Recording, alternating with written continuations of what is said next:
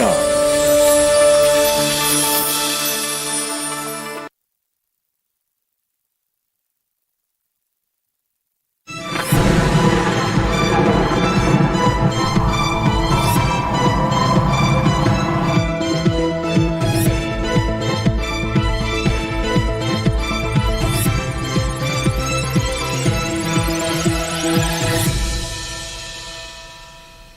नमस्कार, मौसम खबर में आपका स्वागत है। आपके साथ मैं हूं अंजू सिंह। मौसम खबर में जानेंगे अगले 2 दिनों में कैसा रहेगा मौसम का हाल। साथ ही आपको बताएंगे वायु गुणवत्ता के बारे में, जानकारी देंगे कहां होगी बारिश, कहां चलेंगी शीतलहर। लेकिन सबसे पहले मौसम से जुड़ी 5 बड़ी खबरों पर आइए डालते हैं नजर। तो आइए देखते हैं कि कौन कौन से राज्यों के लिए 5 बड़ी खबरें हैं भारत मौसम विज्ञान विभाग की तरफ से। तो सबसे पहले नजर अंडमान निकोबार पर, जहां पर कुछ जगह पर भारी बारिश होने का अनुमान है, यानी एक तरह की चेतावनी है अंडमान निकोबार द्वीप समूह के लिए। उत्तरी राजस्थान की बात करें तो 2 दिन यहां पर पाला पड़ने वाला है। काफी ठंड अगले 2 दिनों में यहां पर महसूस होने वाली है। आइए अब नजर डालते हैं पंजाब पर। तो 2 दिन कहीं कहीं पड़ेगा पाला, यानी पंजाब में भी अचानक ठंड अगले 2 दिनों में बढ़ने वाली है। हरियाणा पर नजर डालें तो कुछ हिस्सों में यहां भी पाला पड़ने की संभावना बनती नजर आ रही है। और अगर अब बात करें उत्तराखंड की, तो उत्तराखंड में भी कहीं कहीं घना कोहरा छाया रह सकता है। कोहरे की स्थिति उत्तराखंड में हो सकती है। और आइए बात करते हैं मौसम पूर्वानुमान की, यानी देश के अलग अलग हिस्सों में अगले 2 दिन कैसे रहने वाले हैं। और मौसम पूर्वानुमान में सबसे पहले बात करते हैं कि कौन कौन से राज्यों को लेकर चेतावनी जारी की गई है भारत मौसम विज्ञान विभाग की तरफ से। तो आप लाल रंग देख सकते हैं, पीला रंग और हरा रंग।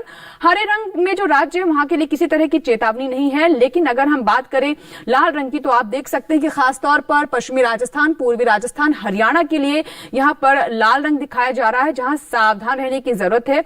यहां पर शीतलहर चल सकती है, काफी ठंडक अगले 2 दिनों में बढ़ सकती है। वहीं अगर आप पीले रंग की बात करें तो आप देख सकते हैं पश्चिमी मध्य प्रदेश, पूर्वी मध्य प्रदेश, पूर्वी उत्तर प्रदेश, पश्चिमी उत्तर प्रदेश, उत्तराखंड, हिमाचल प्रदेश, ये वो राज्य हैं जो पीले रंग में है। यहां पर नजर बनाए रखने की जरूरत है, क्योंकि यहां भी ठंड रह सकती है। अगले 2 दिनों में ठंडक बढ़ सकती है और पूर्वोत्तर राज्यों में कोहरा छाया रह सकता है। और आइए बात करते हैं मौसम पूर्वानुमान की। तो इसमें अब नजर बरसात पर डालते हैं। तो जितने भी आप सफेद रंग में राज्य देख रहे हैं, हमारे जो उत्तर के पहाड़ी राज्य हैं, या फिर खासतौर पर पंजाब, उत्तराखंड, हरियाणा, पश्चिमी उत्तर प्रदेश, पूर्वी उत्तर प्रदेश की बात करें, यहां कहीं भी बारिश होने का अनुमान अगले 2 दिनों में नहीं है, यानी यहां पर बारिश की स्थिति नहीं बन रही है। ऐसी जानकारी भारत मौसम विज्ञान विभाग की तरफ से जारी की गई है। आइए अब रुख करते हैं दूसरी तरफ, जहां पर हम पूर्वोत्तर राज्यों की बात करेंगे और साथ ही जो हमारे पूर्वी राज्य हैं उनकी बात करेंगे, जिसमें आप देख सकते हैं पूर्वोत्तर के किसी भी राज्य में बारिश की स्थिति नहीं है। अरुणाचल प्रदेश, असम, नागालैंड, मणिपुर, मिजोरम, त्रिपुरा, मेघालय, उप हिमालय, पश्चिम बंगाल, सिक्किम और यहाँ बिहार, झारखंड और गांगे पश्चिम बंगाल, ओडिशा, यहाँ कहीं भी बारिश की स्थिति नहीं है। दक्षिण के राज्यों में भी ऐसी आप देख सकते हैं स्थिति है। यहाँ भी सभी राज्य आप देख रहे हैं सफेद में है। तमिलनाडु, केरल, पुडुचेरी, भीतरी दक्षिणी कर्नाटक, तटीय कर्नाटक, भीतरी उत्तरी कर्नाटक, रायलसीमा, तटीय आंध्र प्रदेश, तेलंगाना, किसी भी राज्य में अगले 2 दिनों में बारिश होने की स्थिति बनती नजर नहीं आ रही है, यानी यहां भी मौसम एक तरह से साफ ही रहेगा।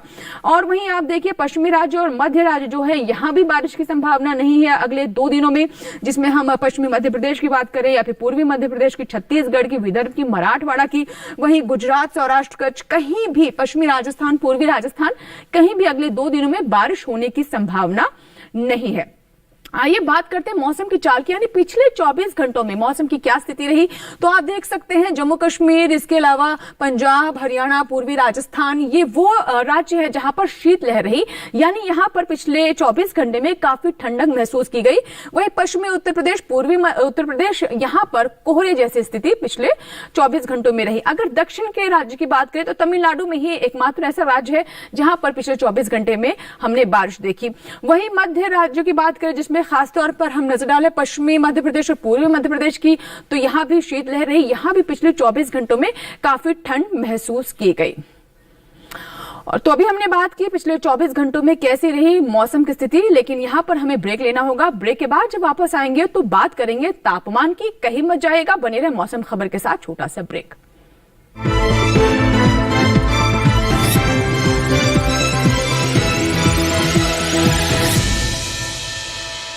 धोखाधड़ी के कारण होने वाले नुकसान को सीमित करने के लिए आप अपने कार्ड पर अंतरराष्ट्रीय और घरेलू लेन देन के लिए उपयोग सीमाएं यानी कि लिमिट्स जो है उन्हें आप निर्धारित कर सकते हैं।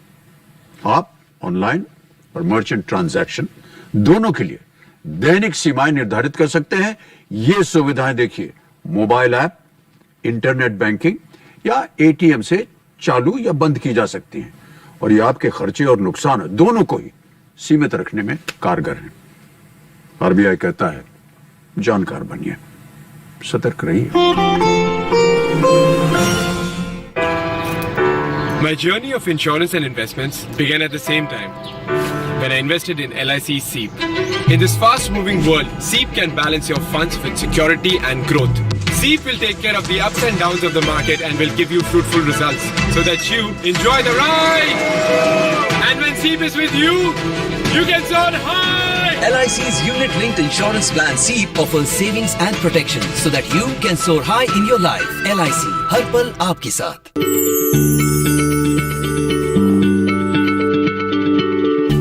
क्या आप किसी बीमारी से परेशान हैं? चाहते हैं डॉक्टर की सलाह? तो हम हैं आपके साथ, बताएंगे आपको जीने की राह। समस्याएं आपकी, समाधान देश के मशहूर विशेषज्ञों के। घर बैठे बात करें देश के जाने माने डॉक्टरों से। हमारे लाइव प्रोग्राम स्वस्थ किसान में हर शनिवार शाम 6 बजे से 7 बजे तक।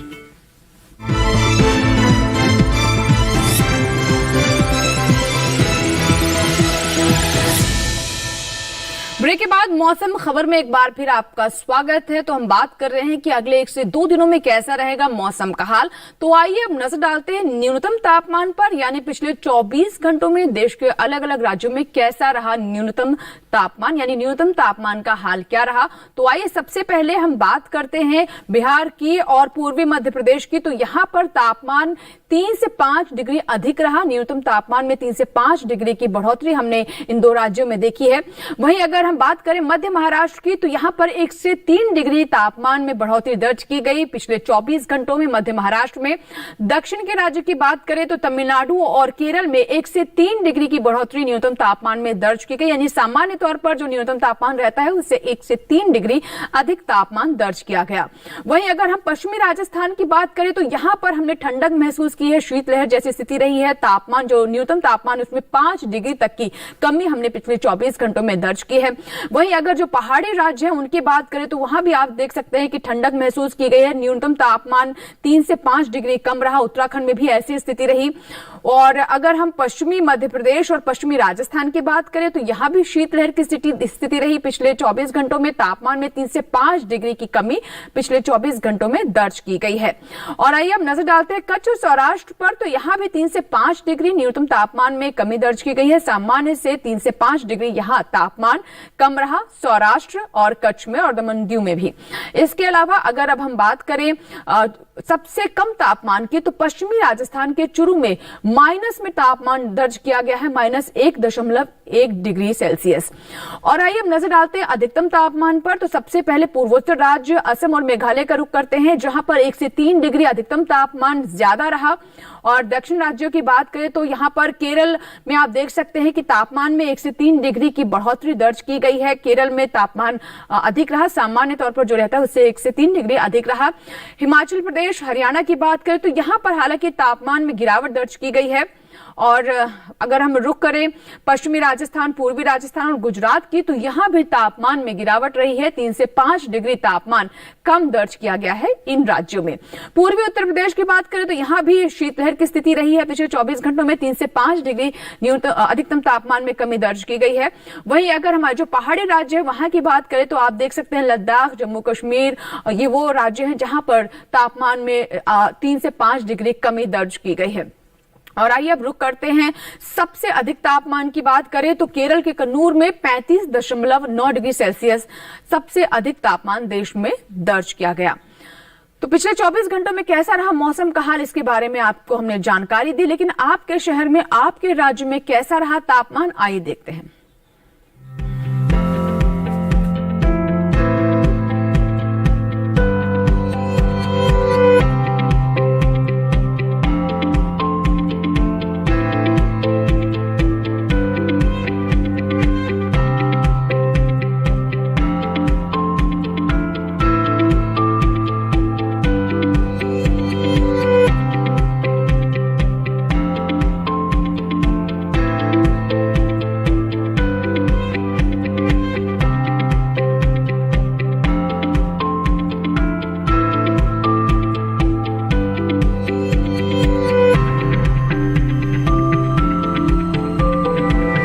तो अभी आपने जाना कि देश भर में कैसा रहा मौसम का हाल। इसी के साथ ही यहाँ वक्त है एक छोटे से ब्रेक का, लेकिन ब्रेक के बाद जब वापस आएंगे तो बात करेंगे देश के अलग अलग शहरों की, कैसी रही वहां की वायु गुणवत्ता, डालेंगे नजर और साथ ही बताएंगे आपको पर्यटन पूर्वानुमान के बारे में भी। कहीं मत जाइएगा, देखते रहे मौसम खबर। छोटा सा ब्रेक।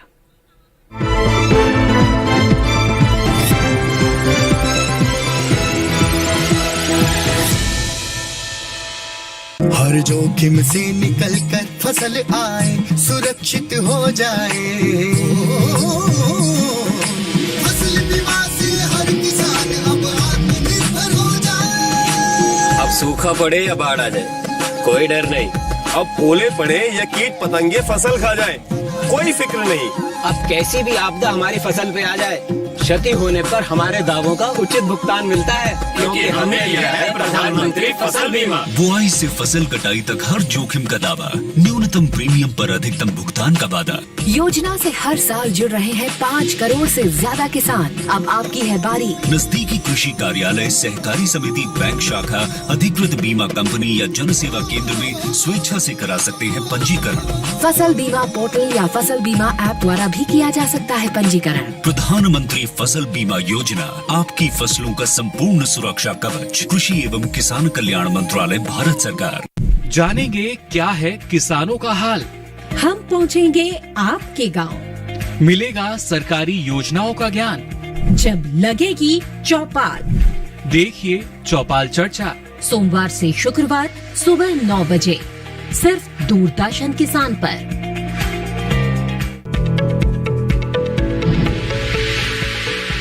खुशहाल होंगे खेत, पशु रहेंगे स्वस्थ, सरकारी स्कीम का होगा लाभ, जब एक्सपर्ट्स का मिलेगा साथ, आपके सवाल विशेषज्ञों के जवाब, सिर्फ एक फोन कॉल की दूरी पर। देखिए किसानों का अपना प्रोग्राम हेलो किसान, सोमवार से शुक्रवार शाम 6 बजे से सिर्फ दूरदर्शन किसान पर।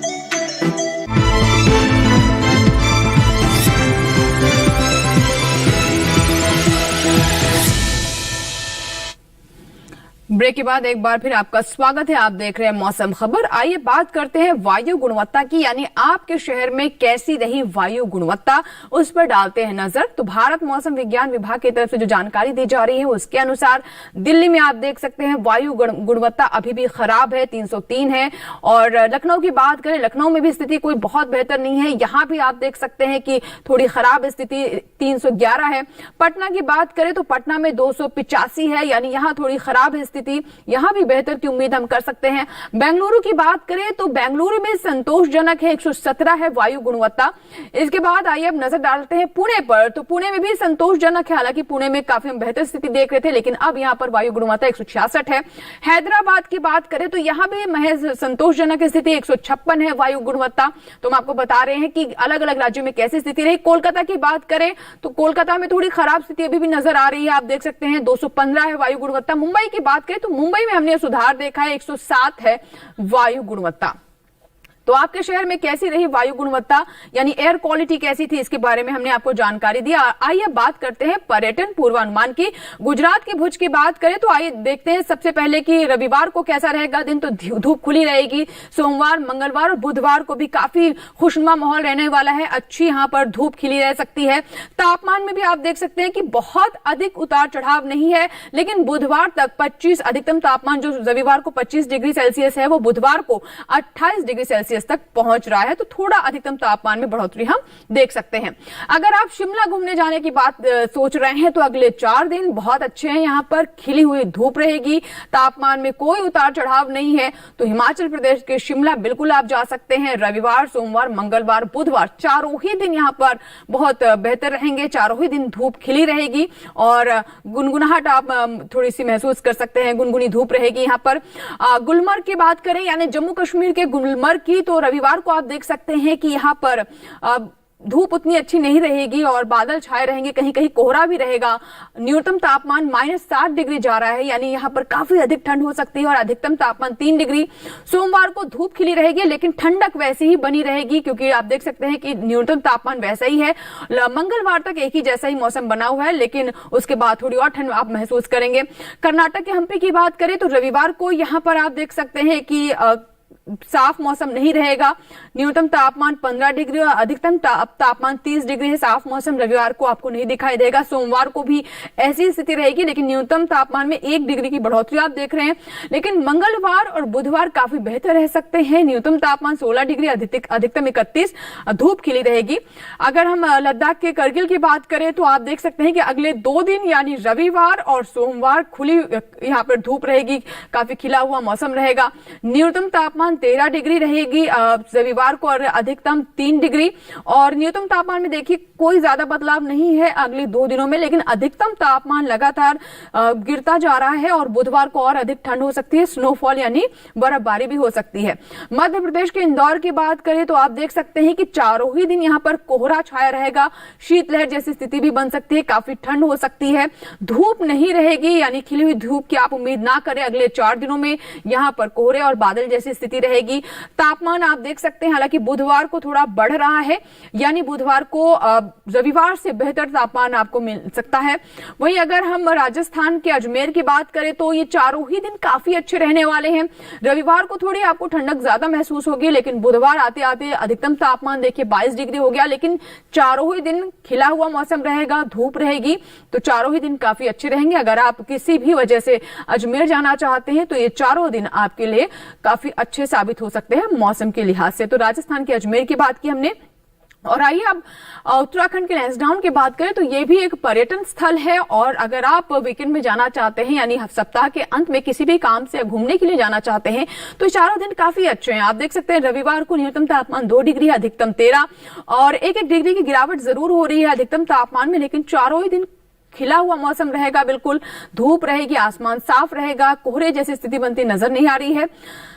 तमिलनाडु के कांचीपुरम की बात करें तो यहाँ पर आंख मिचौली धूप की चलती रहेगी, बादलों की भी आंख मिचौली रहेगी। आप देख सकते हैं कि न्यूनतम तापमान 26.8 डिग्री है रविवार को और सोमवार को न्यूनतम तापमान 26.8 डिग्री है। हालांकि अगले 2 दिनों में न्यूनतम तापमान में बहुत थोड़ी सी गिरावट दर्ज की जा रही है, लेकिन बहुत ज्यादा उलट पलट इसमें मौसम में उलटफेर नहीं देख पा रहे हैं, उठापटक नहीं रहेगी अगले 4 दिनों में। उत्तर प्रदेश की मथुरा की बात करें तो यहाँ पर चारों ही दिन आप देख सकते हैं कि कोहरा छाया रहेगा। बुधवार को हल्की फुल्की बारिश भी हो सकती है। खुला हुआ मौसम यहां नहीं रहेगा, बारिश की स्थिति भी बुधवार को बनती नजर आ रही है और चारों ही दिन कोहरा छाया रहेगा, यानी यहां पर विजिबिलिटी की समस्या अगले 4 दिनों में हो सकती है। तो आप मौसम को जरूर ध्यान में रखिए अगर आप मथुरा जाने के बारे में सोच रहे हैं। तो अभी हमने बात की पर्यटन पूर्वानुमान की और आइए बात करते हैं खेती किसानी की। जी हाँ, इस मौसम में हमारे किसानों को अपनी फसलों को लेकर कौन कौन सी विशेष बातें हैं जिसका ध्यान रखना जरूरी है ताकि अच्छी फसल उन्हें प्राप्त हो सके। तो आइए जानते हैं कि क्या है विशेषज्ञों की सलाह, खासतौर पर मध्य प्रदेश छत्तीसगढ़ के किसानों के लिए। जम्मू कश्मीर में गेहूं की बुवाई करें, गेहूं के खेत में सिंचाई करते रहें, गेहूं के खेत में निराई भी कर सकते हैं। साथ ही सरसों के खेत में निराई और गुड़ाई कर लें। सरसों के खेत से जल निकासी की उचित व्यवस्था करें। यहाँ गोभी के खेत में भी निराई और गुड़ाई कर सकते हैं। जम्मू कश्मीर में प्याज के खेत में पर्याप्त नमी बनाए रखें, वहीं प्याज की रोपाई कर सकते हैं। इसके अलावा चने के खेत में निराई करने का सही समय है। किसान मटर के खेत में निराई करते रहें। मटर के खेत से पानी की निकासी का प्रबंध कर सकते हैं। जम्मू कश्मीर में लहसुन की रोपाई कर लें। उत्तराखंड में गेहूं के खेत में सिंचाई कर लें। गेहूं के खेत में निराई और गुड़ाई करते रहें। किसान आलू के खेत में जरूरी उर्वरक डालें। वहीं गन्ने के खेत में सिंचाई कर सकते हैं। गन्ने की कटाई करते रहें। इसके साथ ही अरहर के खेत में पर्याप्त नमी बनाए रखें।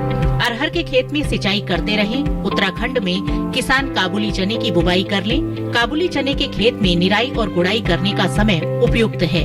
साथ ही गाजर के खेत में जरूरी उर्वरक का प्रयोग करें। उत्तराखंड में गाजर के खेत में पर्याप्त नमी बनाए रखें। तो अभी हमने बात की खेती किसानी की, आइए अब नजर डालते हैं आज की फसल पर, जिसमें आज हम आपको बताएंगे कि अगर आप धनिया की फसल लेना चाहते हैं तो उसके लिए बिल्कुल उचित समय है।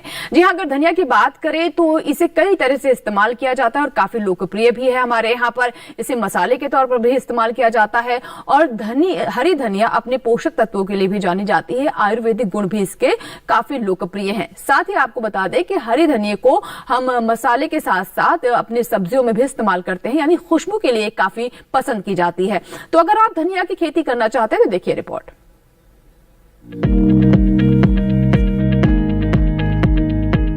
धनिये की खेती के लिए दोमट मिट्टी सबसे अच्छी मानी जाती है। इसे अच्छे जीवांश युक्त भारी भूमि में भी उगाया जा सकता है। खेत में जल निकासी का उचित इंतजाम जरूरी है। बोने से पहले खेत को अच्छी तरह जोत ले और मिट्टी को भुरभुरा बना ले। साथ ही मिट्टी को समतल कर ले। आखिरी जुताई में 100 से 120 क्विंटल प्रति हेक्टेयर की दर से गोबर की खाद मिला दे। बीज की मात्रा बुआई और सिंचाई की दशा पर निर्भर करती है।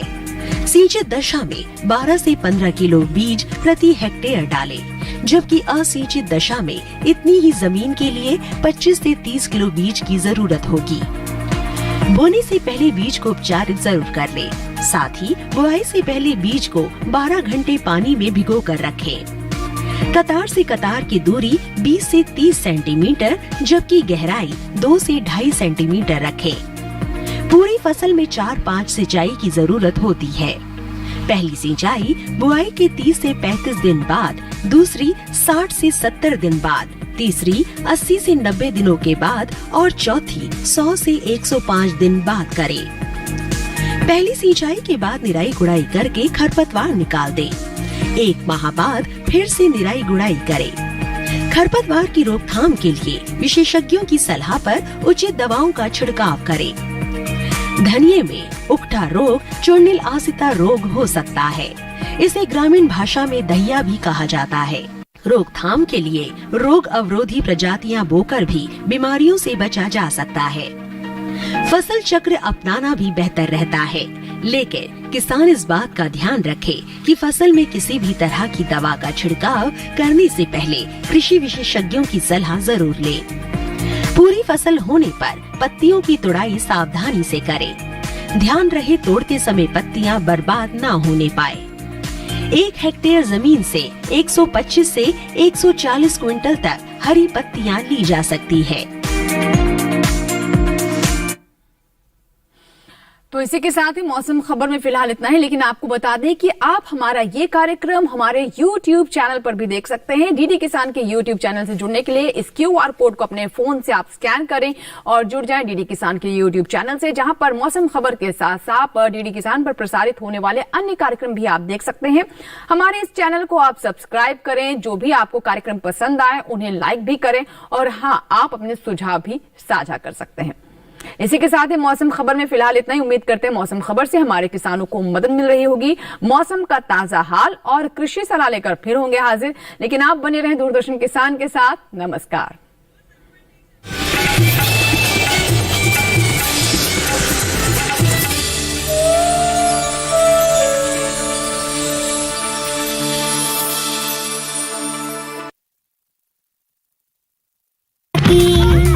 गली गली में बातें हैं इस जगह की, यहाँ है खलबली हंसी सर पर चढ़ी। टिकट हो या ना हो ये गाड़ी चल पड़ी।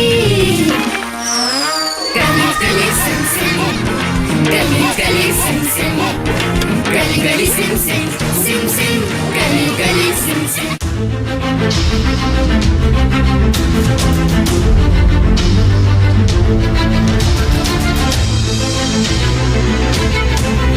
मन की बात। माननीय प्रधानमंत्री श्री नरेंद्र मोदी भारत की जनता से साझा करेंगे अपने मन की बात। रविवार 26 दिसंबर सुबह 11 बजे आकाशवाणी के सभी केंद्र, सभी चैनल इसे प्रसारित करेंगे एक साथ। साथ ही इसका प्रसारण दूरदर्शन के national news, DD Bharati, DD India, DD Urdu और डीडी किसान पर भी किया जाएगा। तो याद रखें, रविवार 26 दिसंबर सुबह 11 बजे मन की बात।